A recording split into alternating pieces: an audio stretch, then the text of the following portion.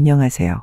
저는 평생을 초등교사로 살다가 정년 퇴임을 한 할머니입니다. 제게 몇 년 전 일어난 기가 막힌 일이 있어 이 자리를 빌어서 말씀드리고 싶네요. 그럼 지금부터 제게 있었던 일을 얘기해 보도록 하겠습니다. 인생 라디오 사연 시청 전에 구독, 좋아요, 알람 설정 먼저 부탁드리며 사연 바로 시작하겠습니다. 제가 자랐던 그 시절은 참으로 어려운 일들이 많았던 시절이에요. 그나마 저는 서울에서 괜찮은 집안 가정에서 태어났기에 공부도 할 수 있는 여건이 되었지만 주변을 둘러보면 저와 비슷한 연령대를 가진 여성분들은 제대로 공부도 하지 못하고 어려서부터 부모님을 도와주느라 많이 힘들었다고 합니다. 하긴 먹고 사는 것 자체가 힘들었던 시대를 살아왔기 때문에 그랬던 것 같네요. 부모님은 여자 남자 구분 없이 자식 하나만 낳아서 힘닿는 데까지 잘 키워보자는 생각을 가지고 계셨는데 저는 운이 좋게도 그런 부모님의 외동딸로 태어났답니다. 그것도 다 제 복으로 생각해야 하는 건지. 아무튼 저는 그렇게 태어나 그 시대에는 많지 않았던 여자 대학생이 되었고 부모님과 저의 바램대로 초등학교 교사가 되었어요. 원래부터 동적인 활동보다는 조용하게 책도 보고 공부도 하고 그런 일을 좋아했던 저는 학교 생활이 너무나 적성에 잘 맞았습니다. 교육자라는 마인드를 가지고 아이들의 꿈과 희망을 가지고 공부할 수 있도록 최선의 노력을 다했고 항상 아이들의 눈높이에서 세상을 바라보려 노력하기도 했어요. 그래야 아이들의 마음을 잘 이해할 수 있었으니까요. 저의 장점을 살려 구연동화도 해줄 때면 호기심 가득한 눈빛으로 쳐다보는 아이들의 눈망울이 어찌나 좋던지 그런 눈망울을 보며 초등교사에 대한 사명감을 가지고 했던 것 같습니다. 그동안 성실한 공무원 남편도 만나 결혼도 했고 아이도 낳았죠. 아이를 키우면서 일을 한다는 것이 많이 힘들기도 했지만 그래도 옆집의 이모님과 친정엄마의 도움을 받아 아이를 양육하는 데 큰 힘을 얻었답니다. 제 옆집에 사는 이모님은 저보다 한 15살쯤 위이셨는데 항상 저희 가족에게 많은 정을 베풀어 주시며 저희 아이를 사랑으로 돌봐주셨어요. 그리고 아이 낳고 일하는 것을 걱정하시던 친정엄마 역시 아이를 돌봐주시는데 많은 도움을 주셨고요. 엄마는 임신한 제게 이런 말씀도 하셨어요. 예, 일하는 것도 좋지만 그래도 아이는 네 손으로 키워야 하는 거 아니니? 아무리 옆집에 이모님이 돌봐준다고 하지만 어떻게 남의 손에 내 새끼를 맡기고 엄마는 너무 걱정이 되어서 밤에 잠이 안 온다. 엄마, 나도 왜 걱정이 안 되겠어요. 그래도 제가 소신을 가지고 일을 하는 직업을 이대로 포기할 수는 없어요. 옆집 이모 너무 좋으신 분이니까 걱정 마세요. 그리고 저랑 남편이 일찍 퇴근하기도 하고 방학도 있으니까 그렇게 오랜 기간 맡기지는 않아요. 어린이집도 금방 보내게 될 거고요. 그래도 이 엄마는 영 마음에 내키지가 않아. 엄마, 저도 걱정이 되긴 하지만 그래도 어쩔 수 없는 것 같아요. 그래, 우리 딸이 정 그렇다고 하면 엄마가 시간 나는 대로 수시로 들여다볼게. 최대한 옆집 아줌마 손에 덜 있도록 이혜미가 시간 나는 대로 들여다보고 할 테니까 걱정 말거라. 정말이요? 엄마, 너무 고마워요. 진짜 고마워요. 친정엄마는 남의 손에 아이가 맡겨지는 것이 너무 싫다고 하시며 틈이 나는 대로 아이를 봐주러 오신다는 말씀을 하셨고 정말 친정엄마는 그날 이후로 많은 시간을 아이와 함께 해주셨어요. 다행히도 옆집 이모님이 역시 너무나 좋으신 분이라 나중에는 두 분이 친해지셔서 함께 식사도 하시고 하는 사이가 되었고요. 그렇게 저는 하나밖에 없는 아들을 키웠습니다. 평소에다 품지 못하는 엄마의 사랑을 방학 때 듬뿍 주고 싶어서 방학 시간은 온전히 아이의 곁에 머물기로 하였죠. 학교 교사라는 직업은 아이들과 함께 방학을 할 수 있다는 점이 너무나 좋았어요. 그 덕분에 아이는 무럭무럭 잘 자랐고 아이의 방학 시간을 활용해 저와 함께 여행도 다니고 박물관도 다니면서 많은 시간을 함께 했죠. 덕분에 아이는 누구보다 밝고 명랑하게 잘 자랐고 엄마의 뒤를 이어 초등학교 교사가 되겠다고 교대에 진학하였답니다. 어린 시절부터 엄마의 모습을 보아서 그런지 저를 쏙 빼닮은 아들은 아이들에게도 아주 인기가 많았어요. 아들은 초등학교 교사가 되자마자 왕자 선생님이라는 별명을 갖고 학교 안에서 인기가 아주 많았다고 하더군요. 훤칠한 키와 수줍게 웃으며 들어가는 보조개가 아이들에게도 인기가 많았나 봐요. 더군다나 젊은 남자 선생님이 새로 부임하니 아이들 사이에서는 화두가 될 수밖에 없었겠죠. 적성에도 잘 맞고 어려워하는 부분이 있으면 먼저 그 길을 걸어왔던 선배로서 충고도 좀 해주면서 저와 아들은 아주 좋은 모자 관계를 유지했습니다. 평소에 속 한 번 썩이지 않았던 외동아들이라 제게는 얼마나 귀한지 몰라요. 그런 아들 녀석이 교사 몇 년차 방학에 유럽으로 배낭여행을 가고 싶다는 말을 하더군요. 엄마, 저 이번 방학 때 3주 정도 유럽 여행을 좀 다녀오고 싶어요. 우리 아들 그래 좋지. 근데 이 나이에 배낭여행보다는 그냥 안전하게 관광 상품으로 골라보는 건 어때? 그럼 엄마도 함께 갈 수 있고 좋잖아. 아, 아니에요. 엄마와는 다음에 함께 하고요. 이번에는 그냥 여러 가지 생각도 좀 해보고 앞으로 살 제 인생에 대한 것도 생각해 볼 겸 다녀와 보고 싶어요. 대학교 때는 꿈을 이루기 위해서 너무 정신없이 바쁘게 살았던 것 같아서요. 괜찮죠? 그럼. 엄마는 우리 아들이 한다는 일은 적극적으로 무엇이든 다 찬성이야. 가서 견문도 넓히고 좋은 거랑 맛있는 것도 많이 먹고 한층 성숙해서 오렴. 자주 연락하는 건 잊지 말고 알았지? 네, 엄마, 그럴게요. 아들은 이렇게 방학을 맞이하여 유럽으로 여행을 간다고 했고 약 20일이 넘는 기간 동안 정말 올고지 자신의 여행에 집중하는 것 같았습니다. 근근히 문자나 전화를 하긴 했지만 저 역시 아들의 생애 첫 유럽 여행을 방해하고 싶지는 않아서 많은 연락은 하지 않았죠. 그렇게 아들이 돌아왔고 아들은 그곳에서 어떤 은인을 만났다고 하면서 설레는 표정으로 말을 하더라고요. 엄마, 이번에 저 정말 도움 많이 받았어요. 같은 게스트하우스에서 묵었던 여자분인데 제가 갑자기 고열이 나고 그랬을 때 비상약도 챙겨주고 얼마나 고마웠는지 몰라요. 응, 그래? 왜 엄마한테 얘기하지 않았어? 먼 곳에 있어서 아프다고 하면 엄마 걱정하실까 봐요. 그냥 이것도 다 이겨내보고 싶었어요. 근데 마침 한국인 여자분께서 도움을 주셔서 얼마나 다행인지 몰라요. 모녀지간에 함께 여행 오신 분이셨는데 감사의 인사로 한국에서 식사 한번 대접하기로 했어요. 응? 식사까지? 그래.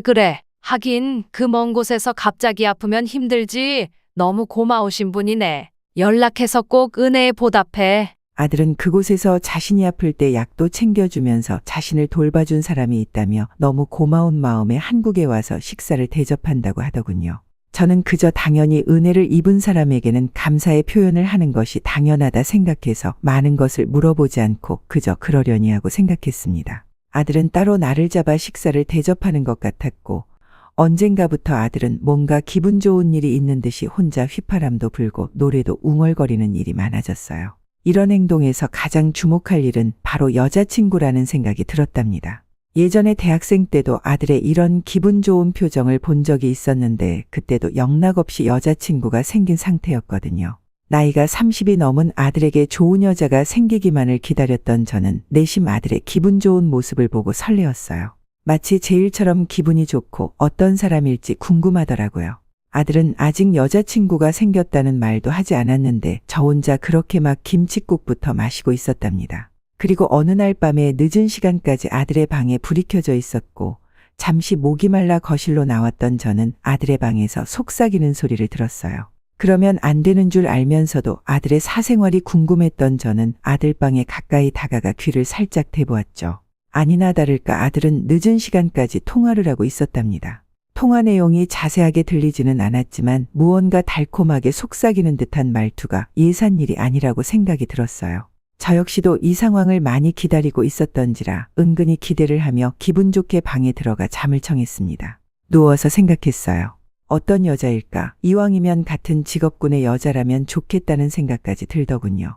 부부도 서로 대화가 통하고 코드가 맞아야 하니까 같은 직업군에서 아이를 키우는 데에 좀 더 편할 수 있다는 생각도 들었고 서로 친구처럼 조언도 해주면 얼마나 좋겠어요. 저는 공무원 남편을 만나 결혼했지만 같은 직업이었다면 더 좋았을 텐데 하는 생각이 들었거든요. 그렇게 몇 주쯤 흘렀을까? 너무 궁금한 나머지 저녁 식사 자리에서 저는 아들에게 먼저 물어봤습니다. 아들, 요새 뭐 좋은 일 있어? 얼굴이 활짝 피었네? 좋은 일 있으면 엄마도 좀 알려주라. 네? 아니, 그게요. 하하, 제 얼굴이 활짝 피었어요. 그럼 이 엄마 뱃속에 낳은 자식인데 엄마가 모르면 누가 알아? 나는 너의 눈빛 하나만 봐도 무슨 생각하고 있는지 다 알고 있어요. 그러니까 더 이상 숨길 생각 하지 말고 얼른 얘기해봐, 아들. 응? 엄마 궁금해 죽겠다. 하하, 사실은요. 저 요즘 연애해요. 여자친구 생겼거든요. 어머나, 우리 아들 축하해. 젊은 남자가 연애를 해야 이렇게 표정이 좋아지지. 엄마 너무 기분이 좋다. 그래, 어떤 사람이야? 우리 아들이 고른 사람은 어떤 여자일까? 저기 보험 쪽 일을 하는 사람이에요. 응, 보험? 보험이라고? 네. 엄마 보험 쪽인데 그 엄마랑 함께 하는 것 같더라고요. 아니, 갑자기 왜 보험하는 여자를 만나게 된 거야? 그때 제가 말씀드렸죠? 저 유럽에 배낭여행 갔을 때 제게 도움 주었던 분. 사실 여자친구가 그때 그분이거든요. 한국에 돌아와서 서로 연락하고 지내다가 그렇게 됐네요. 허허. 응, 그렇구나. 그래. 아니, 근데 엄마는 사실 좀 같은 직업군에 있는 여자를 만났으면 했는데, 솔직히 좀 의외라서. 저도 상상 못했는데 그렇게 됐네요. 근데 그 어머니가 대리점을 따로 내셔서 꽤 능력이 많으신 것 같더라고요. 어떻게 보면 저보다 더 많이 벌 수도 있을걸요? 제 월급 뭐 뻔하잖아요. 아니, 그래도 너는 교육자잖니? 보험 쪽은 너무나 다른 분야라서. 그래, 일단 알겠다. 아들은 보험 쪽 일을 하는 여자와 연애를 한다는 말을 했고 예상치도 못한 말에 저는 솔직히 많이 놀라고 실망했습니다. 아무리 보험으로 돈을 많이 번다고 해도 제 상식선에서는 저희 집사람이 되는 것에 대해서 좀 꺼려졌거든요. 아무튼 이렇게 연애까지 하게 된 아들을 무조건 반대할 수도 없는 노릇이고 그래서 그날부터 저는 그 여자가 매우 궁금해졌어요. 사이가 더 깊어지기 전에 한번 만나고 싶다는 생각이 간절했죠. 아들에게 조심스럽게 여자친구를 한번 데려오라고 말을 했지만 아직은 여자가 집에 오는 것을 부담스러워 한다면서 오지를 않더라고요. 저는 그러면 사진이라도 보여달라고 하면서 대충 아들의 여자친구 얼굴이 보고 싶었죠. 아들을 졸라서 겨우겨우 그 여자의 사진을 마주하게 되었는데 그냥 딱 제가 예상한 그대로의 이미지였습니다.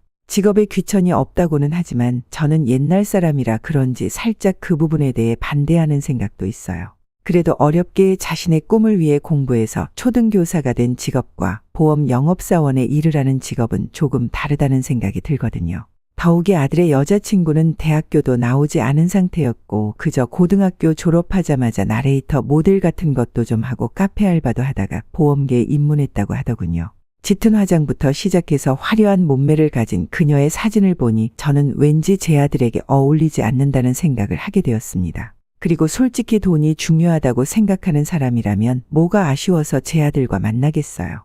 사업을 하고 큰돈 만지는 사람들이 세상에 얼마나 많은데요.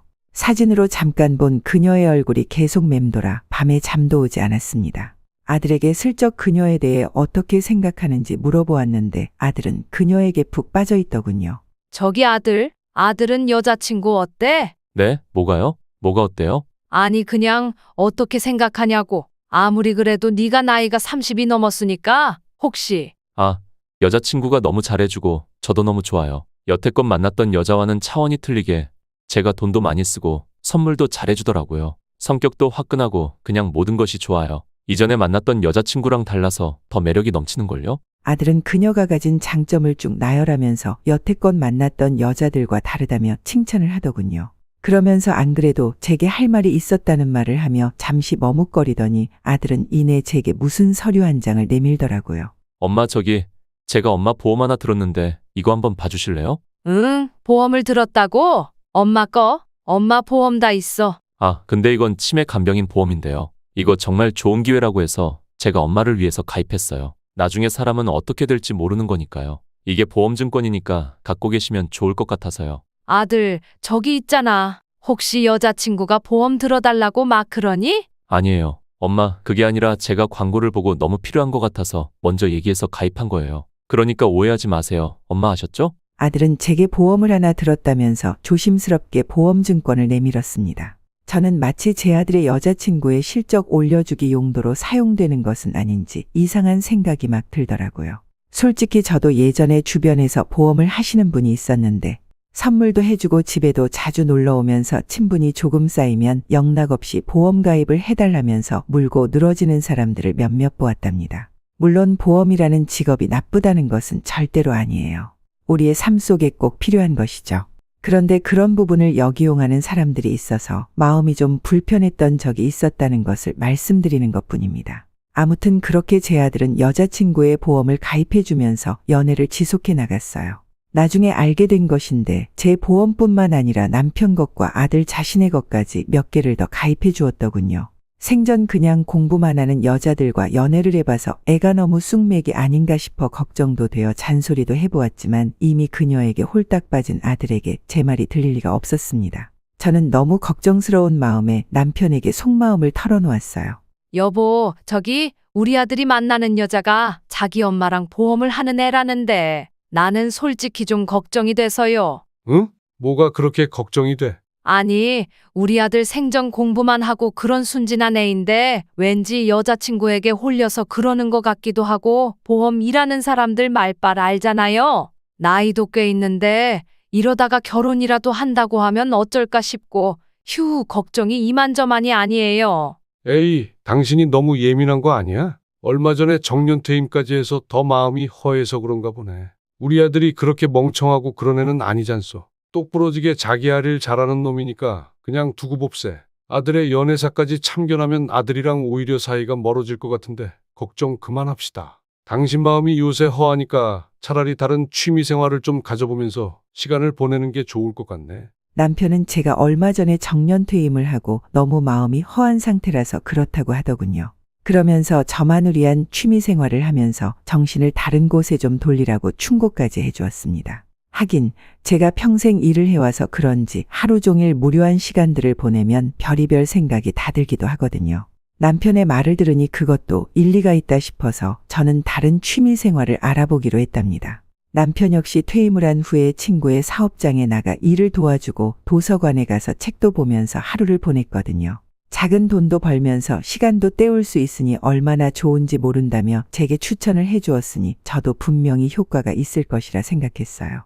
동네 문화센터에 찾아가 이것저것 프로그램을 등록하고 시간이 남을 때는 도서관에 가서 책도 보면서 하루하루를 보내기 시작했습니다. 몇 달을 그렇게 보내니 하루가 금방 지나가고 머릿속에 복잡한 생각들이 없어져서 마음이 편안해지더라고요.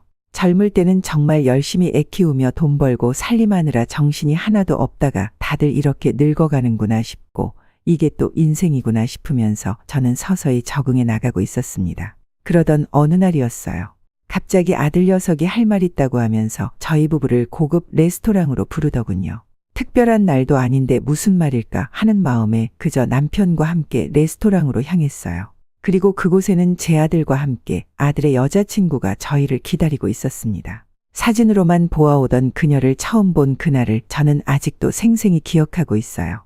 긴 생머리에 가슴이 유난히 도드라지는 니트에 짧은 스커트를 입고 자리에 나온 그녀는 짙은 화장 뒤로 눈과 코를 살짝 성형한 듯한 외모를 가지고 있었습니다. 그냥 제가 생각하고 있던 이상적인 며느리와는 전혀 반대되는 스타일이었어요. 아들의 여자친구가 함께 온다는 말을 듣지도 못한 채로 나왔기 때문에 저와 남편은 몹시 당황했습니다. 이럴 줄 알았으면 좀 더 멋지고 근사하게 차려입고 나왔을 것을 하며 후회하기도 했고요. 자리에 앉아서 그녀의 인사를 받고 어색하게 앉아있으니 아들이 조심스럽게 말을 하더군요. 저기 어머니 아버지, 제가 드릴 말씀이 있어요. 여기 제 여자친구인 거 아시죠? 저희 사랑의 결실이 생겨버렸습니다. 그게 무슨 소리야 아들. 그게 무슨 말이니? 엄마 이해하기 편하게 얘기해줘. 그게요. 사실은 여자친구 뱃속에 아이가 생겼어요. 뭐라고? 아이가 생겨? 응? 네 어머니, 요즘 혼수로 해온다고 하던데 저희가 좀 너무 혼수 준비가 빨랐죠. 하하, 저희 기왕 이렇게 된 거 하루라도 빨리 결혼하고 싶습니다. 아니야 저 아들 너무 갑작스러워서. 저희도 아이가 생겨서 너무 갑작스러운데요. 저 이제 진정한 가족이 생긴 것 같아 너무 행복해요. 놀라게 해드려서 죄송해요. 어머니 아버지, 저희 허락해 주세요. 아들과 그녀는 몹시 상기된 얼굴로 저희 부부를 보며 결혼을 허락해달라고 하더군요. 이게 무슨 청천벽력 같은 소리입니까? 뱃속에 아이가 생기다니요. 저는 아직 그녀에 대해 정확히 알지도 못할 뿐더러 직업부터 외모까지 마음에 드는 구석이 하나도 없는 상태였기 때문에 지금 이 사태를 어떻게 받아들여야 할지 막막했습니다. 그 식사 자리에서 여자친구의 말 한마디는 제 귀에 칼날처럼 들려왔고 누가 보기에도 말투가 지적이게 들리지는 않았습니다. 밥이 입으로 들어가는지 코로 들어가는지도 모르게 대충 먹고 집에 오게 되었는데 너무 놀라 식사가 제대로 안 되었는지 밥을 먹은 게 그대로 얹혀버리고 말았어요. 집에 와서 약을 먹었는데도 구토와 두통에 시달렸고 참다 못해 그날 밤 응급실까지 가게 되었습니다. 깜짝 놀라 저와 함께 응급실에 간 아들의 얼굴을 보게 되었는데 여태껏 제가 그렇게 아끼고 사랑했던 아들이 왜 이렇게 미워 보이는지 모르겠어요. 배신감도 들고 허망한 느낌도 들어서 괜찮냐고 물어보는 아들의 말에 단 한마디도 대답하지 않았습니다. 며칠을 끙끙 앓으니 참다 못한 남편이 제게 이제 그만 아들을 내려놓으라는 말까지 하더군요. 이미 자식은 낳는 순간부터 부모의 소유물이 아니라고 하면서요. 다 큰 아들한테 어떻게 좋아하는 여자까지 골라주려고 하느냐고 말하는 남편의 말을 들으니 저는 너무 화가 났습니다. 뻔히 제가 어떻게 육아하며 일을 했는지 알면서 그런 말을 하는 남편이 서운하게 느껴졌죠. 아들 하나 달랑 낳아서 옆집 이모와 친정엄마한테까지 도움받으며 그렇게 아등바등 키운 아들인데 괜히 이상한 여자 잘못 만나 잘못될까봐 별의별 생각이 다 들었던 상태였습니다. 며칠 후 아들에게 용기를 내어 조심스럽게 여자친구와의 결혼을 다시 한번 생각하라고 말을 했지만 아들은 불같이 화를 내며 제게 난생 처음으로 대들더군요. 엄마, 정말 너무하세요. 어떻게 생명이 생겼는데 그런 말씀을. 엄마, 교육자 맞아요? 네? 엄마 그런 분이셨어요? 다른 사람도 아니고 어떻게 엄마가 그런 말을. 저 정말 실망했어요. 같은 교육자 선배님으로서 엄마 정말 존경했는데 이제 아니에요. 아니라고요. 뭐? 너 말 다 했어? 어떻게 너가 엄마한테 그런 말을. 엄마가 다시 생각해보라는 데는 다 이유가 있는 거야. 엄마가 괜히 그러겠니? 직업에는 귀천이 없습니다. 대학교를 나왔다고 다 인품 좋고 성실한 사람 아니고요. 대학교 안 나오고 보험을 하는 일을 한다고 해서 다 별 볼 일 없는 인생 사는 사람 아니라고요. 제 여자친구 정말 갖출 거 다 갖추고 오히려 대학 졸업하고 취직 못해서 빌빌대는 여자애들보다 훨씬 낫다고요. 능력 좋고 벌써 외제차까지 끌고 다닌다고요. 자기 일 열심히 하면서 성실하게 살고 더군다나 제 아이까지 임신한 여자한테 엄마 진짜 너무하세요. 아들, 저기 내 말은 그게 아니라 엄마 말 좀 들어봐. 아들아, 응? 됐어요. 엄마 정말 실망했습니다. 저는 앞으로 엄마가 어떤 말씀을 한다 해도 듣지 않을 거고요. 저희 이대로 식장 예약할 거고 다 준비할 거예요. 그저 상견례 자리에만 나오시면 됩니다. 날짜 정해서 알려드릴게요. 아들은 그렇게 제게 처음으로 화를 내며 대들었습니다. 자식 키워봐야 다 소용없다더니 아들한테 그런 꼴을 당한 제 모습이 정말 비참하더군요. 며칠 밤낮을 울고불고 했지만 아들은 저와 거의 말도 하지 않고 그대로 자신의 결혼을 준비하고 있었습니다. 그러더니 며칠 후 남편에게만 상견례 날짜를 알려주었고 저는 남편의 손에 이끌려 마지못해 상견례 자리에 동행하게 되었어요. 상견례 자리에는 예비 안사돈이 혼자만 자리하고 있었는데 남편과는 오래전 이혼하고 혼자 아이를 키우며 보험을 해서 열심히 살았고 현재는 대리점을 하나 갖고 있을 정도로 꽤 능력을 갖추었다고 자랑하며 말을 하더군요. 그러면서 초등교사라고 해봐야 월급 얼마 되지도 않는데 하면서 은근히 자신의 딸이 제 아들보다 돈을 많이 번다는 것을 강조하더라고요. 안 그래도 별로 마음에 들지 않는 며느리 자리인데 안사돈 될 사람이 그런 말까지 서스럼 없이 하니까 정말 싫어지더라고요. 그냥 말도 섞고 싶지 않을 정도였어요. 그리고 더욱 황당했던 건 상견례 자리가 끝나고 나서 저희가 차를 타고 먼저 가고 있었는데 저 멀리서 예비한 사돈이 담배를 피우며 운전을 하고 있었던 것입니다. 미처 저희 차를 발견하지 못하고 창문을 열고 담배를 피우고 있었는데 외모부터 그런 행동까지 딱 그 엄마의 그 딸이라는 생각까지 들 정도였습니다. 주변 친구들이 아들 결혼한다는 소식을 듣고 뭐하는 여자냐 뭐하는 집안이냐고 물을 때 저는 너무 작아졌어요. 그럴듯한 멋진 집안이 아니라서가 아니라 그래도 최소한 생활 환경이나 습관이 비슷한 사람을 만나기를 바랬었거든요. 지인들은 요즘 세상에는 돈도 잘 벌고 능력 있는 며느리가 최고다라는 말을 해주긴 했지만 왠지 모르게 자신들의 며느리와 비교하는 듯해서 기분이 별로 좋지는 않았습니다. 그래도 뭐 어쩌겠어요. 아들 하나 보고 평생 살았는데 그 아들의 자식까지 생긴 마당에 이렇게 앉아서 인상만 쓰고 있을 수는 없어 억지로 기운을 내보려고 노력했어요. 밤마다 나오는 눈물을 애써 참느라 정말 많이 힘들었지만 그래도 남편이 곁에서 이런저런 말을 많이 해주어서 잘 참을 수가 있었던 것 같아요. 그렇게 부랴부랴 나를 잡고 결혼식까지 마치고 나서 저는 또다시 몸살이 크게 났습니다. 나이를 먹으니 한번 아프면 정말 오랜 기간을 앓게 되는 것 같더라고요. 한 일주일이 넘도록 자리에서 일어나지도 못하고 그렇게 호되게 몸살을 겪었습니다. 그리고 저는 다시 억지로 저희 일상을 되찾으려 노력했어요. 문화센터도 다녔고 도서관도 다녔고 또 우연한 기회에 알게 된 곳에서 가끔 봉사활동도 할 수가 있었죠. 여러 가지 일을 하면서 바쁘게 살려고 노력하다 보니 아들에 대한 원망과 미움도 조금씩 사라져가고 있던 어느 날 며느리한테서 전화가 오더군요. 어머님, 잘 지내고 계시죠? 그래, 잘 지내고 있다. 근데 어쩐 일이니? 저기 있잖아요. 어머님 맨날 노시잖아요. 그래서 말인데, 저 애기 낳으면 어머님이 좀 봐주세요. 내가? 네, 저희 엄마는 아시다시피 바쁘게 일을 하고 계셔서요. 놀면 뭐 해요? 애기 봐주시면서 돈도 벌고 좋죠 뭐. 그게 내가 하도 오래전에 아이를 키워봐서 체력도 딸리고 그리고 나름대로 바쁘게 시간을 보내고 있어서. 뭐가 바빠요? 바쁘시긴 맨날 노시면서 왔다 갔다 하시는데? 그럼 그 시간에 손주도 못 봐줘요? 정말 너무하시다, 어머님. 알겠어요. 그럼 어쩔 수 없죠. 남한테 맡기는 수밖에요. 이만 끊을게요. 가뭄에 콩나듯이 오는 며느리의 전화는 그렇게 황당하게 끝이 나더군요. 저보고 시간이 남아도는데 손주 하나 못 봐주냐고 하면서 일방적으로 전화를 뚝 끊는 며느리를 저는 도저히 예뻐할래야 예뻐할 수가 없었습니다. 저는 손주를 봐주면서 제 노년의 인생을 보내고 싶지는 않았어요. 주변에서 말을 들어보니 나이 들어 손주를 봐주었더니 체력적인 한계에 부딪히면서 어깨도 아프고 팔도 아프고 많이 힘들다고 하더라고요. 그러다가 둘째나 셋째까지 생겨버리면 꼼짝없이 6, 7년은 아이를 보다가 시간을 다 보낸다고 했어요.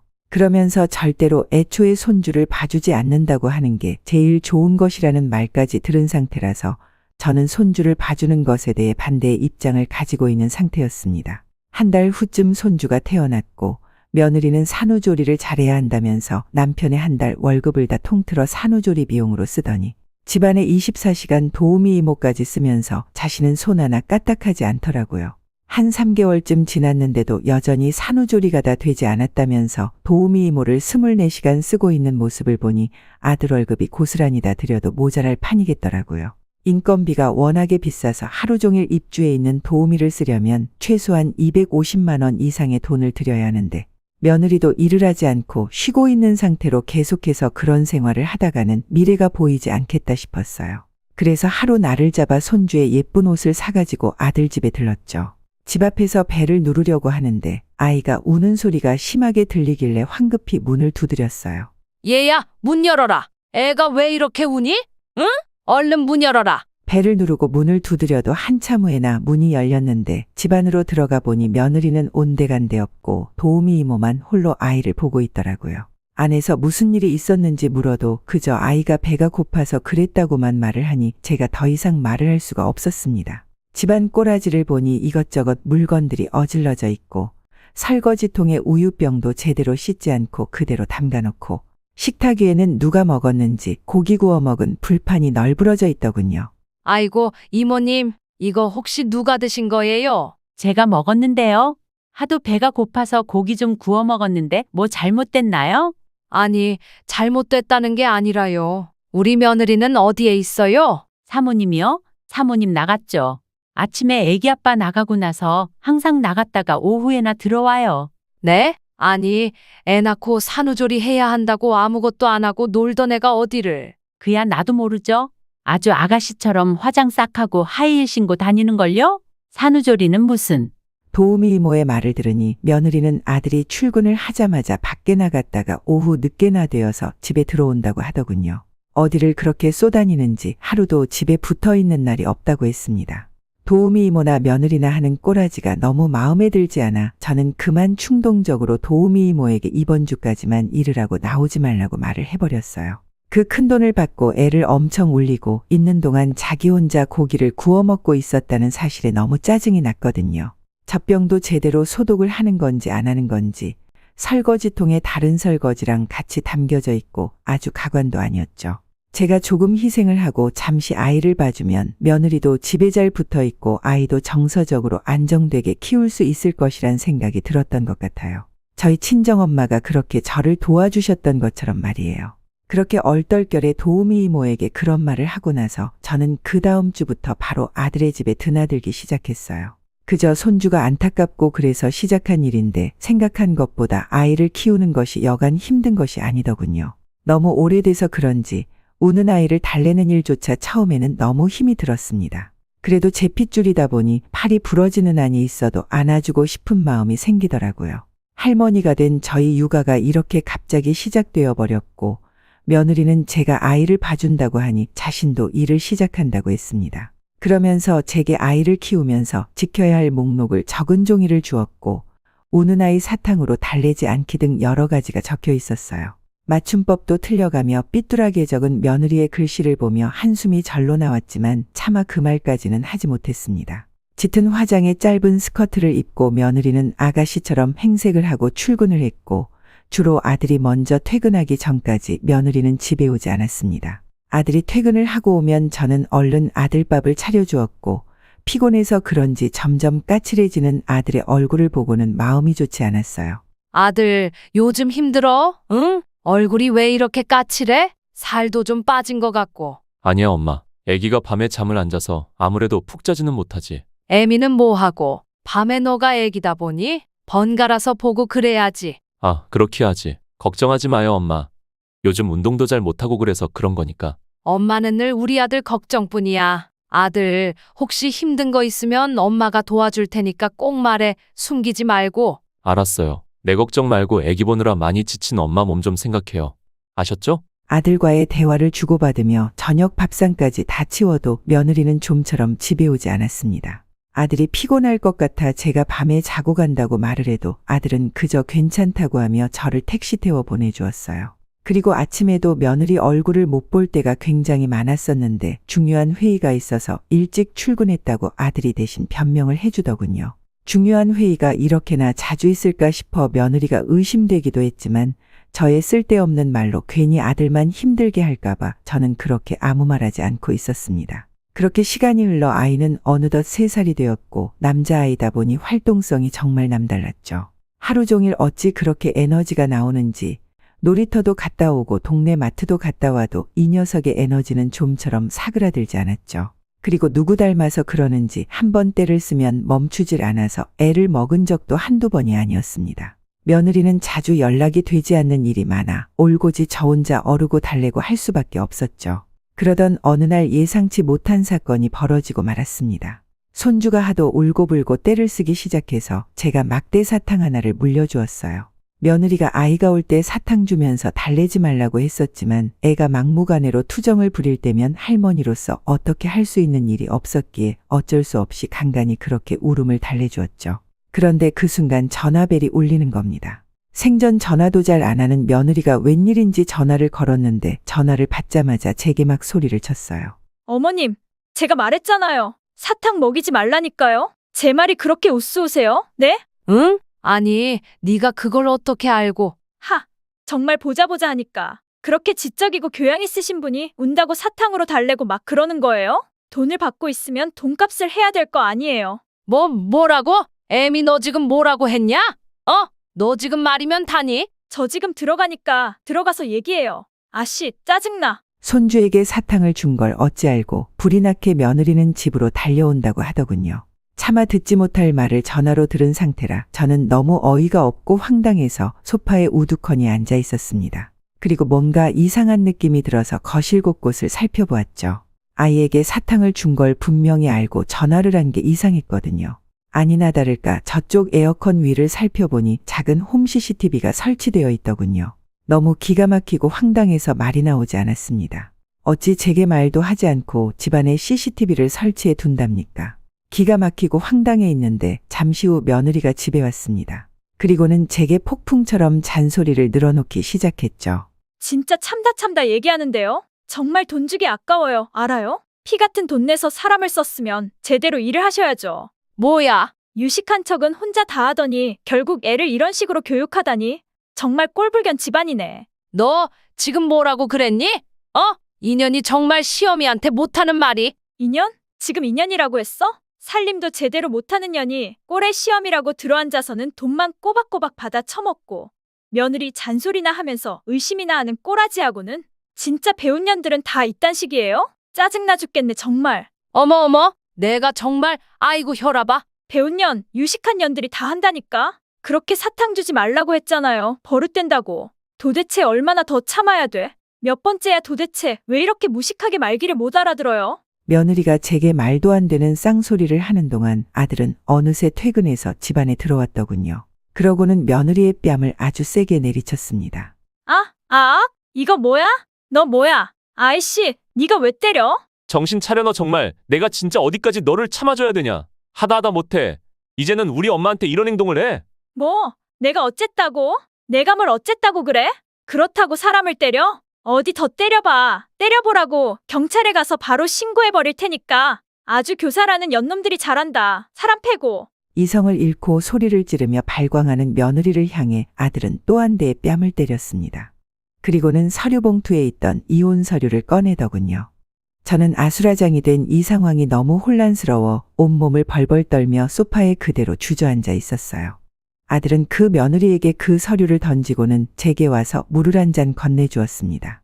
놀라서 벌벌 떨고 있는 제 모습이 안쓰러웠는지 손을 잡아주며 연신 죄송하다고 말을 하더군요. 엄마 너무 죄송해요. 이런 꼴까지 당하게 해드려서. 그때 제가 엄마 말씀을 들어야 했는데 저런 여자랑 더 이상 못 살겠어요. 보험 일하면서 다른 남자들이랑 여행 가고 놀러 가고 온갖 불륜을 다 저지르면서 살고 있었어요. 참다 저도 오늘 이혼 서류를 준비해 왔는데 엄마한테까지 이런 짓을 하다니. 아들아, 그게 무슨 말이야? 아들, 응? 엄마, 죄송해요. 너무 죄송해요. 아들은 제게 며느리의 온갖 행적에 대해서 말을 하며 울고 있었고 흥분해서 날뛰는 며느리는 이혼 서류를 퍽퍽 찢으면서 말도 안 되는 소리를 짓거린다고 하더군요. 그리고는 자신의 뺨을 2대 맞았다며 경찰에 신고를 했고 출동한 경찰에게 아들이 차분하게 상황을 인지시켜 주었습니다. 아들은 그동안 차곡차곡 며느리 행적에 대해서 증거를 모아가지고 있더군요.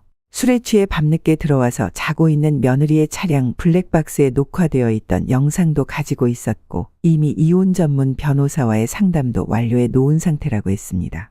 눈물을 흘리며 지난 날에 대해서 후회를 하는 아들의 모습을 보니 가슴이 쓰라려 찢어져 버릴 것 같더군요. 저의 일보다 몇백 배는 더 아픈 일이 바로 자식일 아니겠어요. 며느리는 애초부터 풍겨오는 인상은 좋지 않았지만 설마 이런 일까지 벌일 줄이야 상상도 못했습니다. 끝까지 아니라고 발뺌해 보았지만 확실한 증거까지 가지고 있는 아들에게 더 이상 그 어떤 변명을 하지도 못하고 욕만 하던 그녀는 끝내 양육권도 포기하고 아들과 이혼을 하더군요. 애초부터 그런 식으로 지저분하게 살아왔던 여자라 그런지 모성애도 별로 없어 보였습니다. 그래도 지금이라도 그런 여자였다는 것을 알게 된 게 얼마나 다행인 줄 몰라요. 많은 상처가 되었지만 이 상처가 더 단단해질 것이라 굳게 믿어요. 저는 그 누구보다 이들의 상처를 치유해 주기 위해 손주를 열심히 돌봐주면서 노년을 살고 있답니다. 조금 큰 손주와 책도 함께 읽고 대화도 나누며 서로 좋은 친구가 되어가고 있죠. 아들의 아픔도 서서히 치유가 되어가고 있는 것 같습니다. 세상에서 가장 소중한 사람들이 곁에서 도와주고 있으니까요. 제 긴 이야기 끝까지 들어주셔서 감사드려요. 앞으로도 저희 아들과 손주의 앞날에 늘 행운만 있기를 기원해 주세요. 오늘의 인생라디오 사연글에 여러분의 소중한 댓글 참여 기다리면서 구독, 좋아요, 알람 설정해 주시면 매일 새로운 사연으로 만나실 수 있습니다. 늘 건강하시고 행복하세요. 감사합니다.